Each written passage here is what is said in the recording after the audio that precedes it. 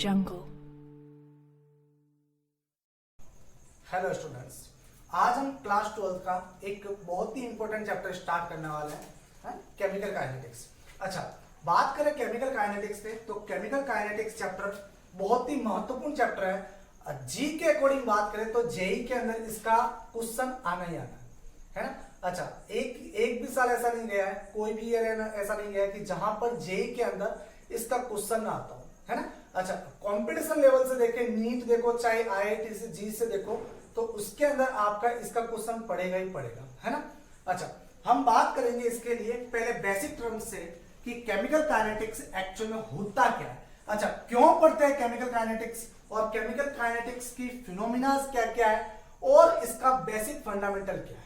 ठीक है, चलो हम इस चैप्टर को स्टार्ट करने से पहले मैं यहां पर आपको एक एग्जांपल लिख रहा हूं। एक तो मैं क्या करता हूं, मैं लिखता हूं यहां पर बर्निंग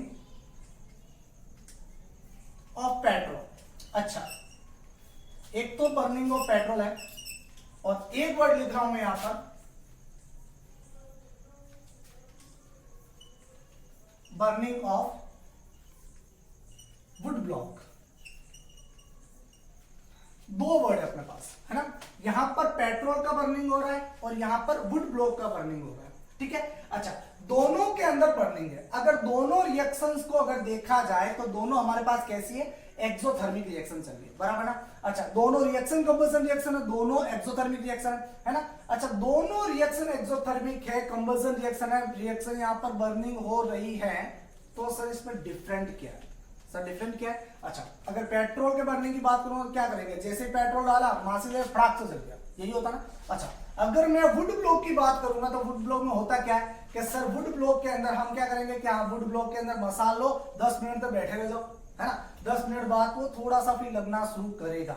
अच्छा, तो हमने क्या देखा कि पेट्रोल जैसे ही तीली दिखाई फटाक से जल गया, वही वुड ब्लॉक ने क्या किया है, टाइमिंग लिया है ना। तो अच्छा, तो एक बात तो हमें साफ साफ नजर आई कि सर केमिकल काइनेटिक्स के अंदर हम क्या बात करेंगे, टाइम की बात करेंगे, है ना। अच्छा, हमने ये नहीं देखा है कि भाई कौन से ये रिएक्शन होना पॉसिबल है या नहीं है, क्यों नहीं है, वगैरह वगैरह, ये हमने देखा ही नहीं है। हमने तो सीधी बात कही है कि हाँ, ये रिएक्शन क्या है, फास्ट हो रही है और रिएक्शन क्या हो रही है, स्लो हो रही है। तो फास्ट और स्लो के रिगार्डिंग हमने इस चीज को देखा है, बाकी हमने कुछ नहीं देखा। तो इसका मतलब क्या हो गया, केमिकल काइनेटिक्स सिर्फ और सिर्फ टाइम इंटरवल को शो करती है, बाकी शो नहीं करेगी। ठीक है, अच्छा, मैं एक और वर्ड लिख लेता हूं, है ना, स्पॉइलिंग, स्पॉइलिंग ऑफ फूड,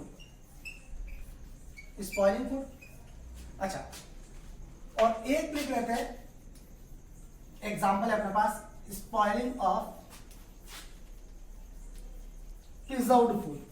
अच्छा, आपका मन क्या भाई कि रात को खाना बहुत शानदार बना हुआ, खाने को आपने क्या किया कि ऐसे खुला छोड़ दिया, खुला छोड़ा, सुबह तक देखे और मनपसंद खाना एकदम मन निराश हो गया कि ये क्या हो गया, मेरा खाना बिल्कुल बिल्कुल बेकार सा हो गया, है ना। और एक प्रिजर्व फूड है अपने पास, है ना। प्रिजर्व फूड क्या होता है, जैसे भी कोई भी नमकीन वगैरह जिसके अंदर नाइट्रोजन गैस वगैरह भरी रहती है ना, तो भी जो भी है वो प्रिजर्व पैकिंग्स वगैरह वाली है ना, तो वो क्या होती है, थोड़ा समय लेती है खराब होने में। तो यहां पर तो क्या हो रहा है, ये जो दोनों रिएक्शंस की बात की हमने, ये वाली दोनों एग्जांपल की बात की, ये अपने पास कैसे चलती है, फास्ट चलती है, बराबर। और इन दोनों की अगर मैं बात करूं तो ये दोनों अपने लिए कैसे होता है, स्लो चलते हैं, यही बात है।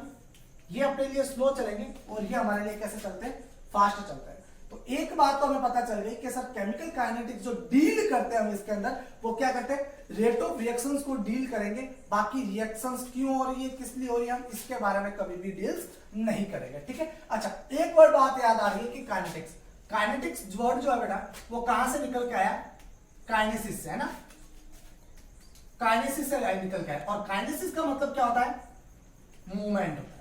अच्छा, अब देखो मूवमेंट से वापस वही वर्ड निकल के आ गया। मूवमेंट का मतलब क्या भाई, इस जगह से इस जगह में जाने में क्या टाइमिंग लगा, है ना, क्या टाइम इंटरवल रहा कि भाई मैं इस पॉइंट से इस पॉइंट पे जाने लगा, तो वही बात है। तो मूवमेंट से निकल के आया रेट ऑफ रिएक्शन। अब देखो फिजिक्स के अंदर बात हो रही है, लेकिन केमिस्ट्री में बात करूंगा तो रिएक्शंस क्या होगी, रेट ऑफ रिएक्शन। और रेट ऑफ रिएक्शन किसको बताती है, टाइम पीरियड को बताती है कि रिएक्शन कितने समय में पूर्ण होगी और रिएक्शन कितने समय में पूर्ण नहीं होगी, इसको बताएगा।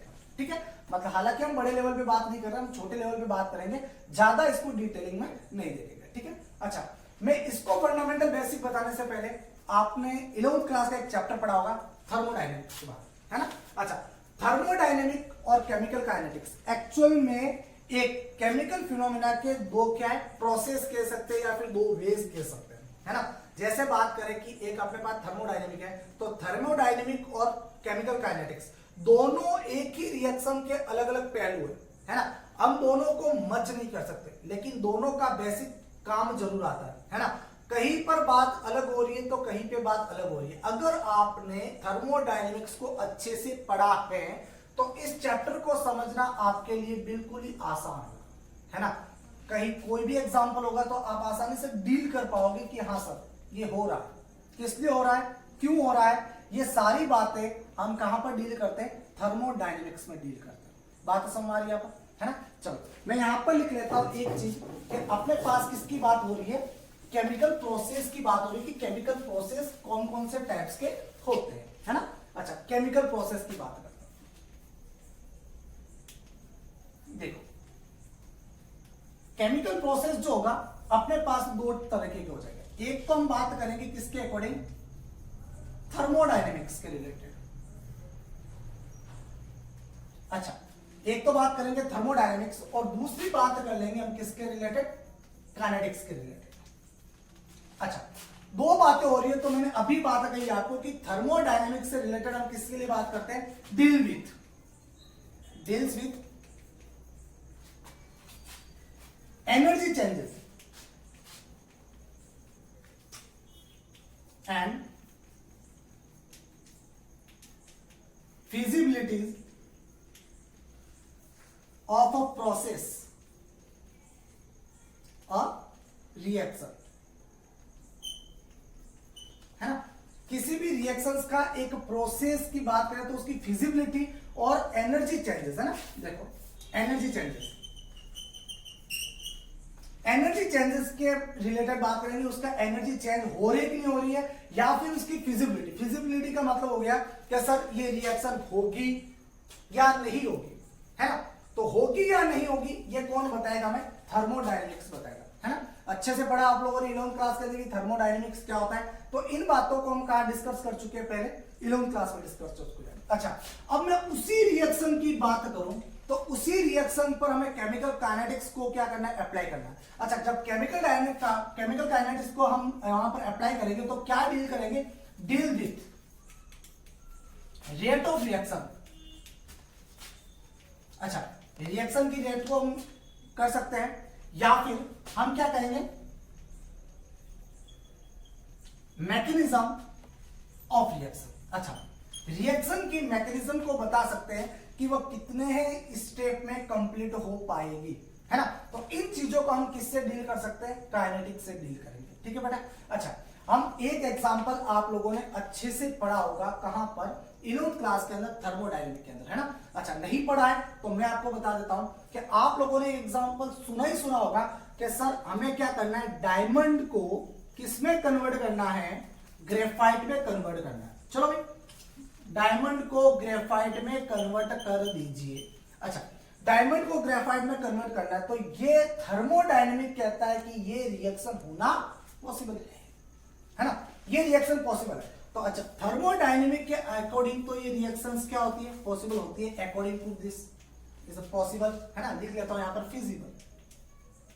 अच्छा, इसके अकॉर्डिंग तो ये फिजिबल है कि डायमंड से अब ये नहीं बताएगा कि आसानी से हो रहा है या फिर थोड़ी दिक्कत से हो रहा है, कैसे हो रहा है, नहीं, इसने कहा कि ये होता है, मानते हैं होता है, ठीक है। लेकिन अगर काइनेटिक्स के अंदर बात करें तो ये जो रिएक्शंस होती है अपनी, कैसी रिएक्शंस होती है, वेरी स्लो प्रोसेस होता है, वो एक रियलिटीज के अंदर देखा जाए तो अगर ये बहुत स्लो प्रोसेस है तो ये क्या नहीं होती, कंप्लीट होना पॉसिबल नहीं। तो काइनेटिक्स जो बताता है वो एक्चुअल बात इसने बता दी कि इसकी टाइम पीरियड जो है वो बहुत लॉन्ग है, कितने सालों में पूर्ण होगी हमें नहीं पता, ठीक है। तो ये भाई ये प्रोसेस बहुत ही ज्यादा स्लो चलेगा। जब ये बहुत ज्यादा स्लो चलेगा तो ये अपने लिए क्या होगी, ये रिएक्शन पॉसिबल नहीं है, ठीक है। तो हम यहां पर क्या लिख सकते हैं, very slow process, very slow process and does not completed at all, है ना। तो ये पूर्ण कंप्लीट होना पॉसिबल नहीं होगा। ठीक है भाई, छापो थोड़ा सा।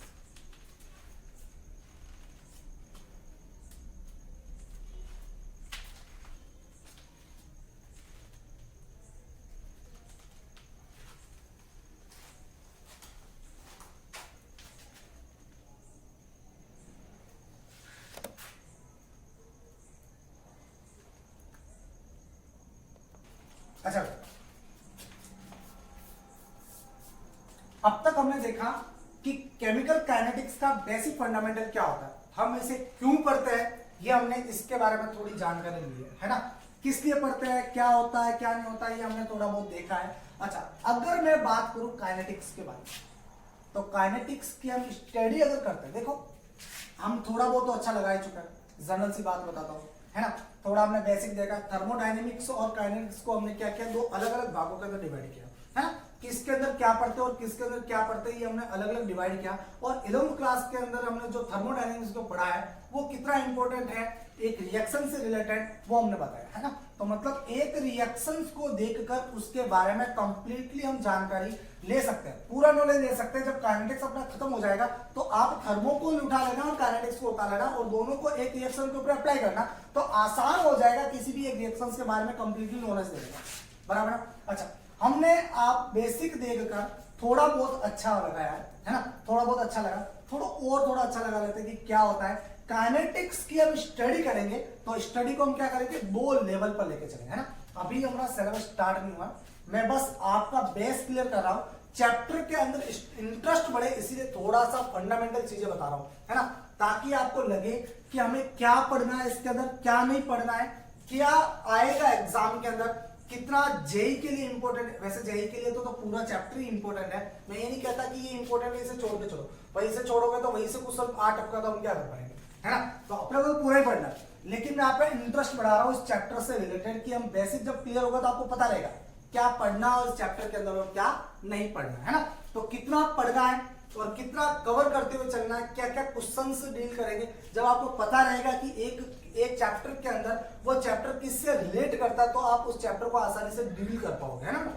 चलो हम बात करते हैं कि काइनेटिक्स को, तो काइनेटिक्स है वो अपने दो लेवल पर हम स्टडी करते हैं ना, 2 लेवल्स पर स्टडी होती है ना। एक तो होता है मैक्रो लेवल है, ठीक है, मैक्रोस्कोपिक लेवल, और दूसरा हो जाएगा अपना माइक्रोस्कोपिक लेवल, ठीक है, लिख दू पूरा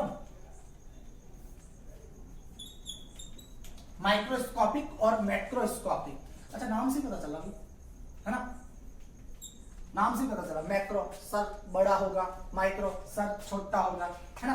तो जो बड़े वाली बात जो हो रही बड़े वाली, तो ये बड़े वाली, देखो हम काइनेटिक्स की बात कर रहे हैं तो ये तो फिक्स हो गया कि सर काइनेटिक्स के अंदर बात हुई है तो इसका मतलब रेट ऑफ रिएक्शंस होगी, है ना। फिजिबिलिटी की बात करेंगे नहीं और एनर्जी चेंजेस की बात करेंगे नहीं, तो मतलब रेट ऑफ रिएक्शन तो होगी, रेट ऑफ मतलब रिएक्शन की मैकेनिज्म भी होगी। तो ये दोनों जो प्रोसेस होते हैं वो कौन सा स्टडी लेवल है, मैक्रो स्टडी स्कोपिक लेवल की बात करेंगे, ठीक है। तो यहां पर जो हम पॉइंट ऑफ व्यू बात करेंगे तो काइनेटिक्स के अंदर तो हम we deals with rate of reactions. अच्छा, रेट ऑफ रिएक्शंस की बात की है तो इसका मतलब हम उसकी कंसंट्रेशन को भी देखेंगे, है ना। हाँ, तो इसकी कंसंट्रेशन को देखेंगे, कंसंट्रेशन किसकी, प्रोडक्ट की और रिएक्टेंट की, है ना। कंसंट्रेशन ऑफ रिएक्टेंट और product and mechanism of reaction, ये बातें कहां होगी अपनी मैक्रोस्कोपिक लेवल पे। अगर माइक्रोस्कोपिक लेवल पे बात करें तो माइक्रोस्कोपिक लेवल पे हम किसके लिए बात करेंगे, 8 मॉलिक्यूल्स के लिए, जो बहुत ही हमारे लिए क्या होता है भाई, छोटा होता है, ठीक है। मॉलिक्यूल्स कैसे बना है, क्या मॉलिक्यूल्स जब एक रिएक्टेंट से दूसरे प्रोडक्ट का मॉलिक्यूल्स बन रहा है तो उसकी रेट क्या है, तो हम यहां पर सिर्फ और सिर्फ किसके लिए बात करेंगे, बिल्कुल मॉलिक्यूल्स के बारे में बात करेंगे, ठीक है। तो जो मॉलिक्यूल्स की जो हम स्टडी करेंगे वो एक्चुअली में कौन सी स्टडी होती है, माइक्रोस्कोपिक लेवल की स्टडी होती है जो काइनेटिक्स के अंदर करते हैं। जर्नली हम जो बात करेंगे वो सिर्फ और सिर्फ मैक्रोस्कोपिक लेवल की बात करेंगे और हमारा जो सिलेबस चलेगा कंप्लीटली इसी के बेस चलेगा, है ना। मैंने कहा ना अपना जो चैप्टर जो है ये इतना एडवांटेज नहीं है, हमें सिंपल सिंपल सरफेस पढ़ते चलना है, तो हमें सिर्फ इसके बारे में ही पढ़ना है। ठीक है भाई, चलो छापो जल्दी से।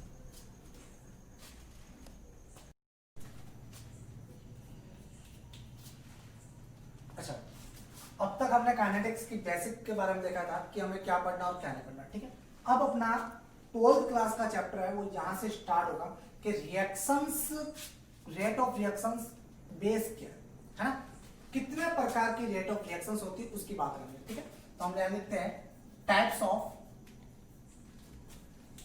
Reaction based on rate of reaction. अच्छा, थोड़ा ठीक से समझना बात को क्या कह रहा हूं।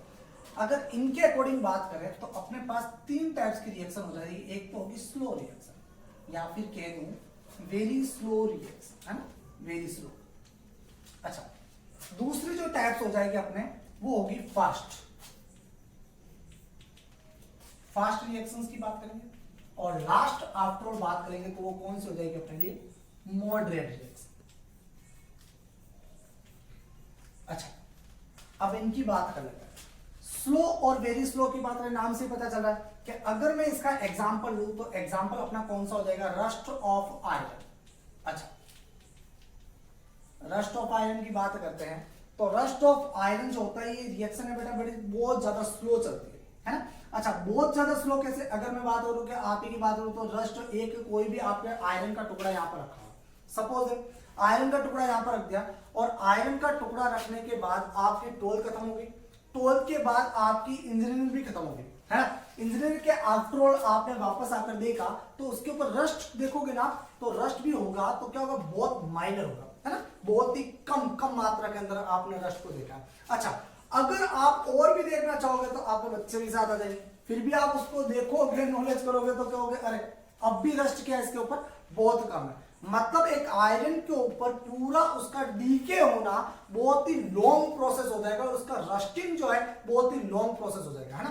तो मतलब इसकी बात करें तो ये जो रिएक्शन जो कंप्लीट होती है ये क्या होता है, इसका जो टाइम पीरियड है ये बहुत ही ज्यादा लॉन्ग है ना। तो हम सिंपल सी बात लिखेंगे यहां पर, क्या लिखेंगे बोलो, है हाँ, रिएक्शन कंप्लीट,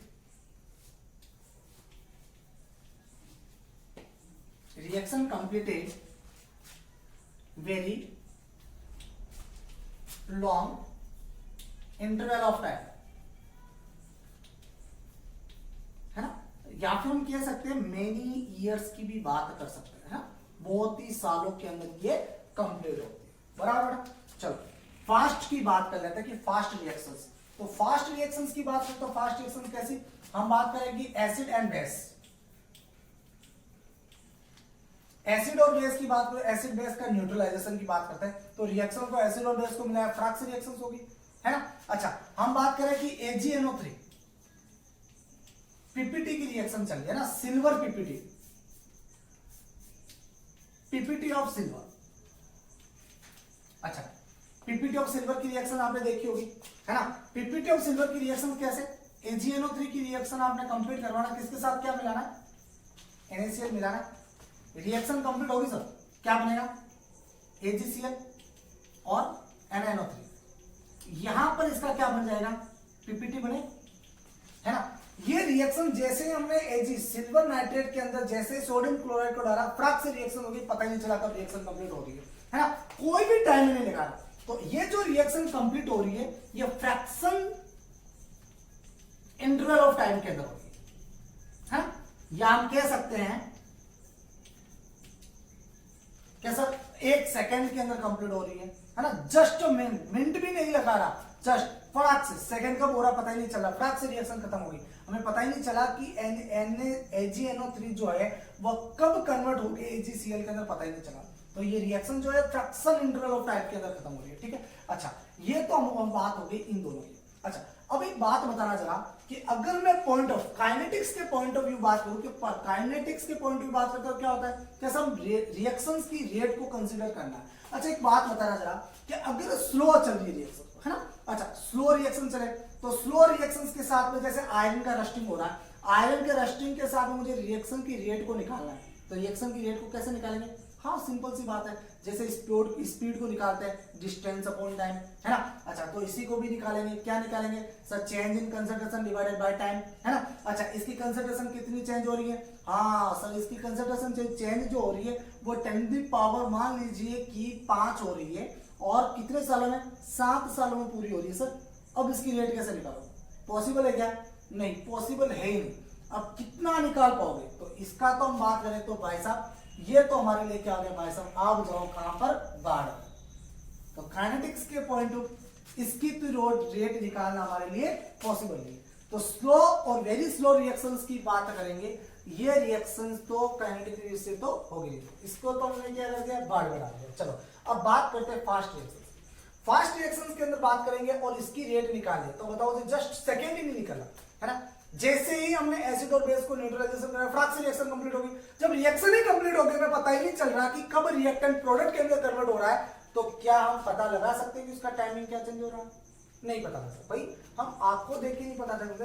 अच्छा आप 1 घंटे के लेक्चर के अंदर मुझे इतना एनालिसिस नहीं कर पाओगे, तो इसके 1 सेकंड के अंदर आप क्या एनालिसिस करोगे, पॉसिबल नहीं पॉसिबल। तो ये भी गया बाढ़, है ना। चलो ये दोनों अपने लिए क्या चलेंगे, बाढ़ में चलेंगे, तो बचा कौन, मॉडल। अच्छा एक बात इंपॉर्टेंट है कि आप ये मत सोचना कि दोनों के ऊपर क्रॉस लगा दे, इसका मतलब ये आएगा नहीं, हमारे लिए इंपॉर्टेंट नहीं, दोनों इंपॉर्टेंट है। मैं तो बस आपको ये बता रहा हूं कि काइनेटिक्स के पॉइंट ऑफ व्यू अगर कोई न्यूमेरिकल क्वेश्चन आएगा तो इन दोनों के बेस तो आएगा। तो ये दोनों तो हमारे लिए क्या हो गए, स्टॉप हो गए। बचा कौन, मॉडरेट बचा, है ना। अच्छा मॉडरेट बचा, तो मॉडरेट को हम क्या कह सकते हैं कि सर ना तो वो स्लो रहे और ना ही क्या रहे, फास्ट रहे, है ना। जो कुछ मिनट के अंदर कंप्लीट हो जाए, जो कुछ आवर्स में पूरे हो जाए, या कुछ डेज के अंदर पूरे हो जाए, है ना। तो ऐसी रिएक्शन जो आसानी से, है ना, कुछ सेकंड में पूरी हो, कुछ मिनट में हो, या कुछ डेज में हो, तो वो रिएक्शन हमारे लिए क्या होती है, मॉडरेट रिएक्शन होती है। जैसे इन्वर्जन ऑफ शुगर। अच्छा इन्वर्जन ऑफ शुगर के लिए क्या क्या बनता है, एक तो हमारा प्रोडक्ट जो होता है, एक तो बनता है फ्रक्टोज एंड दूसरा बनता है ग्लूकोज। अच्छा फ्रक्टोज और ग्लूकोज के रिगार्डिंग बात करेंगे तो दोनों के दोनों हमारे लिए इन्वर्जन ऑफ शुगर है, और ये दोनों रिएक्शंस क्या होती है, इनकी रेट ऑफ रिएक्शन निकालना पॉसिबल है, ठीक है। तो मॉडरेट रिएक्शंस, वापस बोल दूं, मॉडरेट रिएक्शन ना स्लो है बेटा ना फास्ट है ना। तो ये रिएक्शंस कैसी हो जाएगी कि या तो कुछ मिनट्स में कंप्लीट हो, या फिर कुछ आवर्स में हो, या फिर बात करेंगे तो क्या हो जाए, कुछ डेज में कंप्लीट है ना। तो ऐसी रिएक्शंस में बात करेंगे तो क्या होगा, किस में कंप्लीट होगी, सर्टन ऑफ टाइम।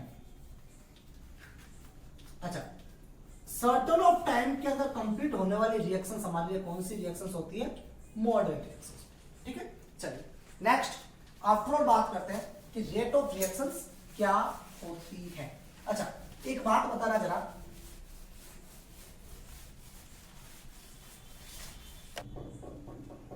अच्छा रेट ऑफ रिएक्शंस की बात करें तो आप लोगों ने फिजिक्स के अंदर स्पीड पढ़ते। अच्छा स्पीड कोई व्हीकल्स की स्पीड हो गई, है ना। तो व्हीकल की स्पीड के साथ में जैसे रिएक्शंस भी चल रही है, तो वो भी ये रेट भी क्या एक प्रकार की स्पीड ही मान के चल सकते हैं ना। तो जहां पर हम बात करते हैं कि स्पीड की बात करें तो डिस्टेंस, है ना, कि एक पॉइंट से दूसरे पॉइंट के बीच की distance divided by taken time, ये होता है टाइम टेकन या टेकन टाइम जो भी आप लिखते हो, है ना। तो वही बात यहां पर रेट की बात करें तो एक्चुअल में रेट क्या हमारे लिए यहां पर किसी भी रिएक्शंस की क्या हो सकती है, एक स्पीड की बात कर सकते हैं, बराबर। अच्छा जब स्पीड के रिगार्डिंग बात करेंगे तो हम क्या करेंगे कि एक जो प्रोडक्ट है, ये अब ऐसा हो रहा, ये सॉरी रिएक्टेंट रहा, ये किस पे कन्वर्ट हो रहा है भाई साहब, ये अपने लिए प्रोडक्ट में कन्वर्ट हो रहा है, मान लो। अच्छा ये मान लेते हैं कि t0 टाइम के ऊपर इसकी जो मोलारिटी है वो कितनी है, 5 मोलारिटी है। तो बताओ इसकी मोलारिटी कितनी हो जाएगी, कंसंट्रेशन इसकी कितनी हो जाएगी, 0 होगी ऑब्वियसली, क्योंकि अभी रिएक्शन स्टार्ट भी नहीं हुई है ना, t0 की बात करें। अच्छा मान लेते हैं कि t टाइम के ऊपर ये जो कन्वर्ट हो रहा है, ये 1 मोल के अंदर, सॉरी 1 मोलारिटी के अंदर कन्वर्ट हो रहा है, और ये फिर देन आफ्टर ये 4 बच रहा है, फिर ये 3 बच रहा है, ये 2.5 बच रहा है, देन आफ्टर ऐसे कंटिन्यूसली चलेगा, बराबर। अच्छा इसकी बात कर लेते हैं, तो इसकी बात करेंगे तो ये कितना बार बनेगा, अच्छा ये कितना बनेगा, 2 बनेगा, अच्छा ये 2.5, है ना, ऐसे कंटिन्यूसली चलता रहेगा। अच्छा, एक बात तो समझ में आ रही है कि सर हमने यहाँ पर जो कंसीडर कर रहे हैं वो किसी भी रिएक्शंस के अंदर रिएक्टेंट की कंसंट्रेशन को कंसीडर करेंगे, है ना। तो क्या बात आएगी कि change in concentration, change of concentration in reactant और प्रोडक्ट, है ना। और reactant and product per unit, मतलब हम पर यूनिट के ऊपर बात करें तो अगर इसकी हम लैंग्वेज लिखे तो क्या लिखेंगे, रेट ऑफ रिएक्शंस क्या हो जाएगी, changes of concentration and reactants of product, reactants और प्रोडक्ट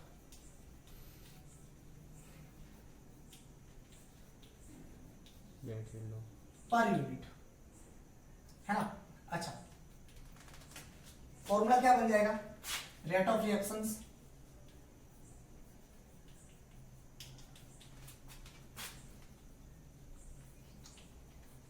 चेंज ऑफ कंसंट्रेशन, है ना, डिवाइडेड बाय टेकन टाइम। अच्छा, अब बात करनी है कि इसकी कंसंट्रेशन निकालनी, सॉरी इसकी यूनिट निकालनी, जो कि सबसे ज्यादा महत्वपूर्ण है।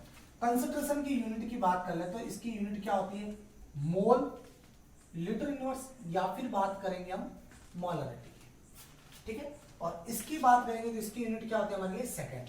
तो सीधी बात होगी, रेट ऑफ रिएक्शंस की यूनिट क्या हो जाएगी हमारे लिए, या तो बात करेंगे सर इसकी यूनिट है मोल, लीटर इनवर्स, सेकंड इनवर्स, और दूसरी यूनिट की बात करेंगे तो क्या हो जाएगी, मोलरिटी, सेकंड इनवर्स, ठीक है। इनसे ही हम पता करेंगे कि हमें किसी भी न्यूमेरिकल क्वेश्चन में अंदर क्या दे रखा है ना। जब सारे दरवाजे बंद हो जाते हैं कोई भी न्यूमेरिकल क्वेश्चन के, क्या दे रखा है डिटेल्स के साथ हमें पता नहीं चलता, तो हम उसकी यूनिट को देख के पहचानते हैं कि सर इसमें क्या दे रखा और क्या नहीं दे रखा है, ठीक है। अच्छा, अब बात करते हैं कि चेंज, अब ये कंसंट्रेशन का जो टाइम के साथ में चेंज हो रहा है, इसके ग्राफ कैसे बन सकता है ना, ग्राफिकल बात करते हैं क्योंकि कभी कभार।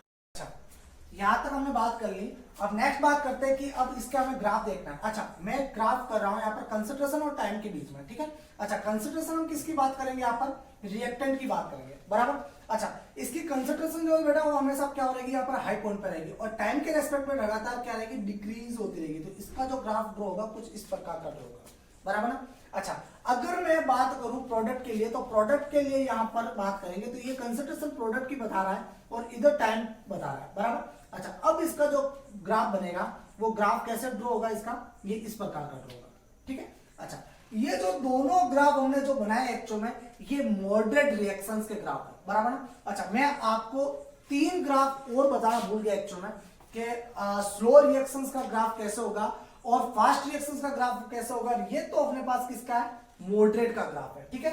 अच्छा, अब इसके तहत आप बता सकते हो कि हाँ सर कंसंट्रेशन प्रत्येक टाइम के ऊपर लगातार टाइम कौन कौन से पॉइंट के ऊपर कंसंट्रेशन क्या क्या जा रही है, बता सकते हो ना आसानी से, ठीक है सर, आसानी से बता सकते हो। और यहां पर भी प्रत्येक पॉइंट के ऊपर क्या बता सकते हो आप, क्या कंसंट्रेशन बता सकते हो, ठीक है। चलो बात करते हो तीनों ग्राफ्स के बारे में, जो हमारा थोड़ा सा पॉइंट छूट गया था, मैं उन तीनों को थोड़ा सा बता देता हूं। अच्छा, पहले बात करते हैं स्लो के बारे में कि स्लो रिएक्शंस का ग्राफ कैसे होगा। अच्छा, स्लो का हम ग्राफ की बात करें तो ये अपने पास टाइम रहा और ये इसका कंसंट्रेशन रहा, ठीक है। अच्छा, टाइम बीतता जाएगा, लेकिन जो मैंने एग्जांपल बताया था थोड़ी देर पहले कि रस्ट ऑफ आयरन, लेकिन उसका मतलब आयरन के ऊपर रस्ट जो लगेगा बहुत ही कम मात्रा में, तो इसका ग्राफ कैसे बन सकता है, कुछ इस प्रकार है ना। बस इसकी कंसंट्रेशन तो चेंज ही नहीं हो रही है ना, चेंज हो रही है लेकिन बहुत माइनर, जो हम उसको इग्नोर भी करके चल सकते हैं। तो ये ग्राफ स्लो रिएक्शंस का इस प्रकार का बनेगा, ठीक है। अच्छा, बात करते हैं फास्ट रिएक्शंस की, तो फास्ट रिएक्शंस के अंदर बात करेंगे तो ये किसी रिएक्टेंट का कंसंट्रेशन है, ये टाइम है, तो कोई भी शॉर्ट टाइम इंटरवल के अंदर फ्रैक्शन से रिएक्शंस होगी, ये भी खत्म होगी, पता ही नहीं चला, है ना। हमने बोला ना फ्रैक्शन ऑफ टाइम, तो फ्रैक्शन और सेकंड, तो बहुत कम टाइम के अंदर फ्रैक्शन से रिएक्शन खत्म हो रही है, तो इसका ग्राफ तो इस प्रकार बनेगा। और बाकी मॉडरेट का जो ग्राफ है वो क्या होता है, टाइम के रेस्पेक्ट में कंसंट्रेशन उसकी चेंज होती रहती है ना, या मिनट में कंप्लीट होगा, आवर्स में होगा, या फिर डेज के होगा, जो कि मैंने आपको अभी 2 ग्राफ्स बताए, ठीक है बेटा। चलो यहां तक अपनी रेट ऑफ रिएक्शंस खत्म होगी, हाँ यहां तक हमने बात कर ली। अब कल हम हम बात करेंगे कि जैसे स्पीड के जो टाइप्स होते हैं कि एक तो इंटेंसिटी स्पीड और दूसरी एवरेज स्पीड, वैसे ही हम रेट के बारे में बात करेंगे, रेट ऑफ रिएक्शन किस प्रकार करते हैं, उनका ग्राफिकल पॉइंट ऑफ व्यू देखेंगे, है ना, और फिर आगे थोड़ा सा बढ़ेंगे, ठीक है।